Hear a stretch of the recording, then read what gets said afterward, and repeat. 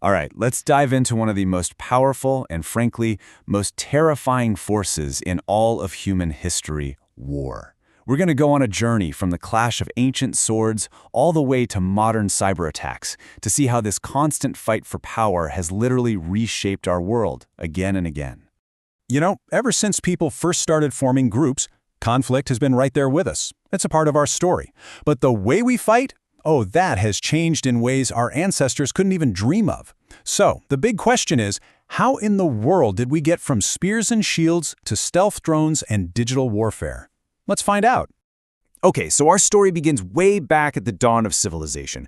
Back here in the ancient world, conflict wasn't just a few random skirmishes. No, this was about building empires. This is where the whole idea of organized armies and the art of strategy really came into its own. Just look at this timeline. We're talking about thousands of years of conflict. You've got Egyptian pharaohs rolling out in chariots to control the Nile. Then you have Alexander the Great, a master of tactics, conquering a huge chunk of the known world.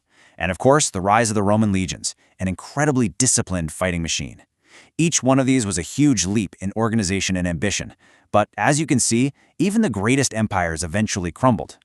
So, for these ancient civilizations, war wasn't just chaos. Not at all. It was a tool, a calculated instrument with two very clear goals: get more power and get more land. Armies were how you expanded your influence, secured resources, and basically built your state, all through brute force. So after the Roman Empire falls, Europe kind of shatters into a million pieces. For a long time, conflict becomes very local. You know, feudal lords, knights in shining armor, and these massive, imposing castles. But a brand new technology was just around the corner, and it was about to make those stone walls and the knights themselves totally obsolete.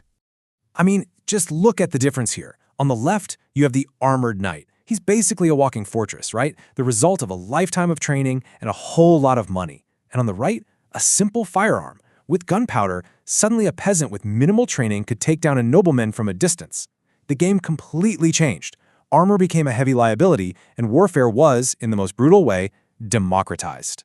And with cannons on ships and rifles in the hands of soldiers, European empires could suddenly project their power all over the world. This new military edge is what fueled the whole age of colonization, leading to conflicts that spanned entire continents, all for control of trade routes, land, and resources. And that brings us to the 20th century. You see, the Industrial Revolution didn't just build factories and cities, it also created the tools for war on a scale that was just unimaginable before. It plunged the entire planet into conflict. Just look at this deadly new arsenal. The machine gun turned battlefields into meat grinders. Tanks could just smash through trench lines that were previously unbreakable. Airplanes took the war to the skies, and chemical weapons, well, they introduced a whole new level of horror. For the first time, war wasn't just fought by soldiers, it was fought by factories.